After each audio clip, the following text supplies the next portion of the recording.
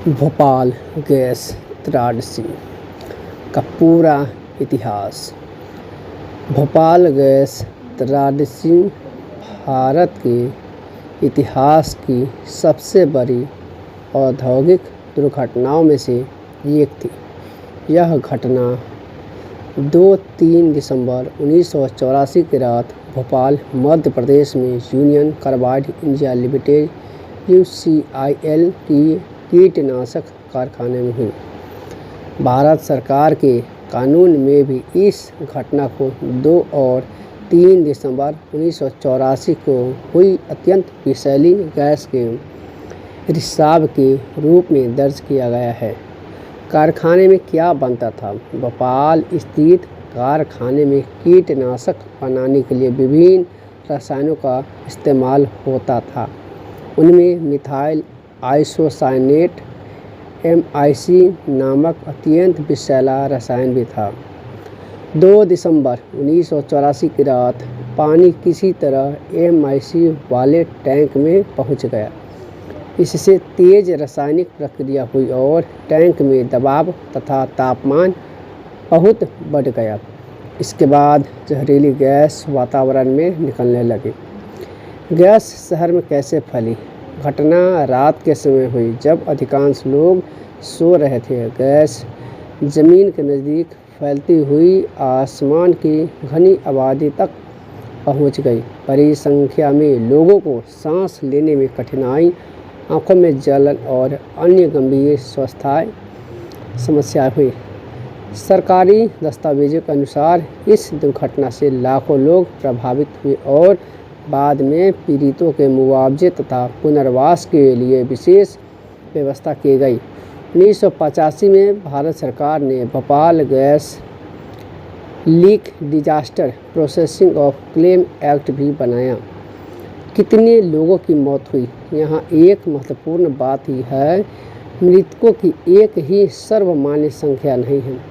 मध्य प्रदेश सरकार द्वारा पुष्टि की गई संख्या 3,887 मौत रही है। अलग अलग सरकारी रिकॉर्ड और बाद की गणनाओं में संख्या इससे अधिक बड़ी है। कई स्वतंत्र अध्ययनों और पीड़ित संगठनों ने लगभग 15,000 से 25,000 या उससे अधिक मौतों का अनुमान लगाया है, जिनमें दुर्घटना के बाद वर्षों में हुई मौतें भी शामिल है।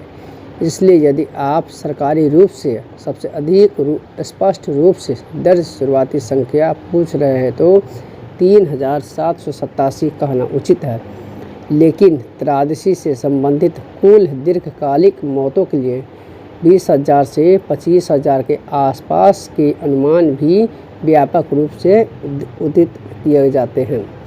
कितने लोग प्रभावित हुए?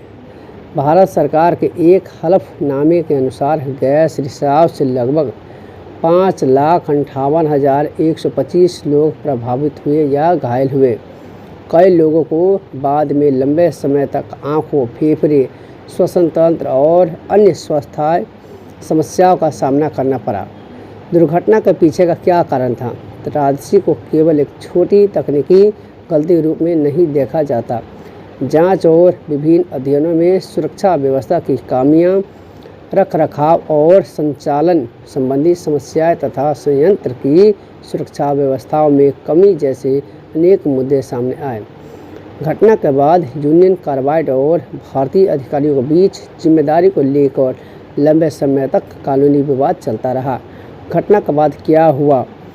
भारत सरकार ने पीड़ितों के दावों और मुआवजे के लिए विशेष कानून बनाया। 1985 के कानून के तहत केंद्र सरकार को पीड़ितों की ओर से दावों की कानूनी कार्रवाई करने की विशेष भूमिका दी गई।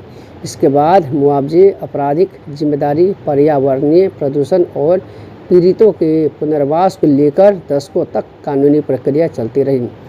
भोपाल गैस त्रासदी का महत्व। भोपाल की घटना ने भारत में औद्योगिक सुरक्षा, खतरनाक रसायनों के प्रबंधन, पर्यावरण संरक्षण और आपदा प्रबंधन के महत्व को बहुत बढ़ावा दिया।